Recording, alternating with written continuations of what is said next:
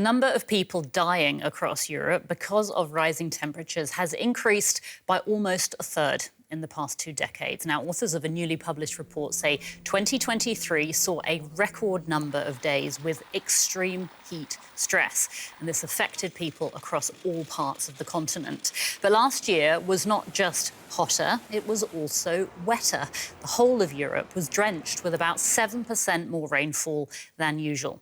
And to complicate things even further, not all regions have been getting more rain.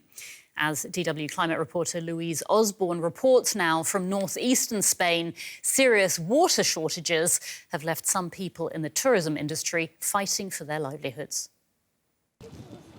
A chilly day on the Costa Brava in northern Spain, but some tourists are enjoying the beach. Just meters from the ocean, it's hard to believe there could be a problem with water. But in this part of Spain, a lack of rainfall is leading to severe shortages. This is one of the most popular tourist destinations in Catalonia, but the sector here faces a problem. Drought in the region means there's too little water, and the regional government is considering imposing restrictions on tourists. As businesses gear up for the summer season, the question is, how can they conserve this valuable resource?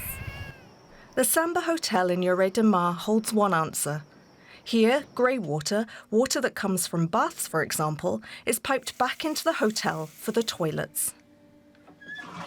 Just over 20 years ago, the hotel installed separate pipes and treats the grey water in the basement. It claims to have saved 15 million litres of water and made substantial financial savings from water costs.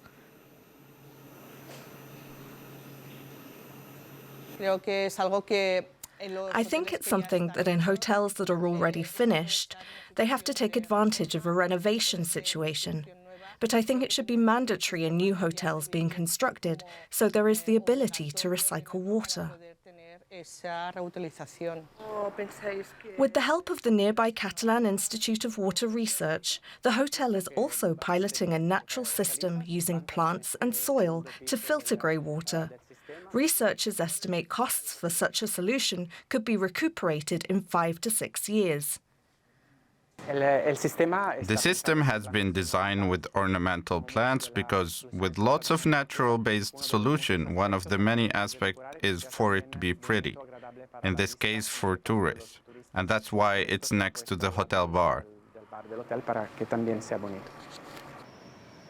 As the tourism season kicks off, businesses are looking to the ocean to fill swimming pools and provide drinking water in desalination plants like this one. But it's costly and energy intensive. Still, the region will need every solution, big and small, if it's to survive as the drought goes on.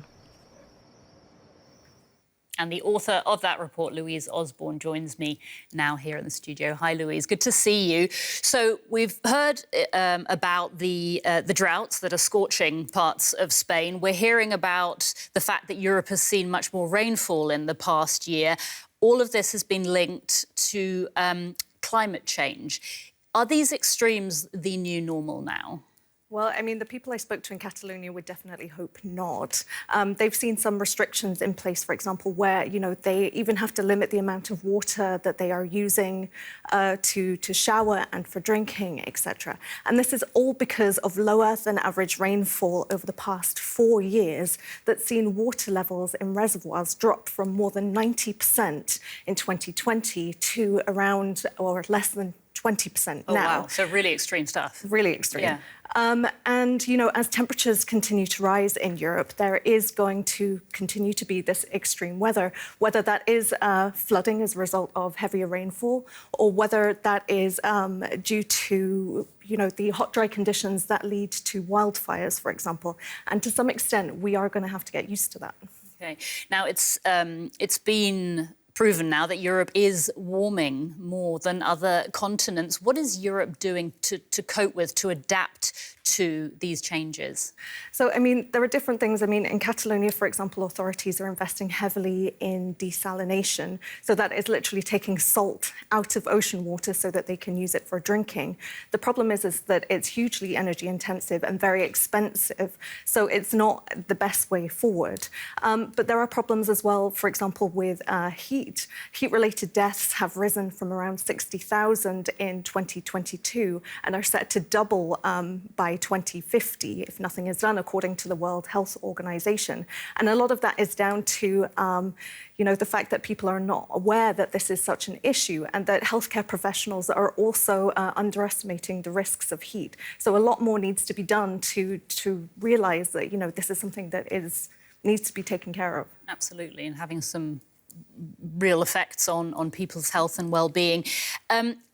There is potentially a positive to all of this, isn't there? Because this extreme weather we're seeing does sort of increase the potential to boost renewable energy production and use. Can you talk about that a little bit? Exactly. So in the report that has come out today, authors say that renewables were responsible for around 40% of Europe's electricity last year. But obviously the storms that are taking place in the north are leading to more wind. That means that there's potential for more wind energy to be taken from that.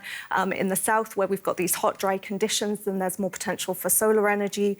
And so these can be used to kind of fight against this use of fossil fuels for our energy and to increase the likelihood that we'd be able to bring temperatures back down again at some point.